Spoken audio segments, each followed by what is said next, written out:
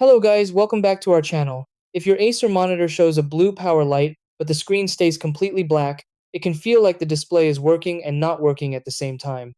The light indicates the monitor is receiving power, but something is preventing the image from appearing. This situation often happens due to signal issues, incorrect input selection, or connection problems between the monitor and your computer. In some cases, the system may not be sending a display signal at all, even though everything looks powered on.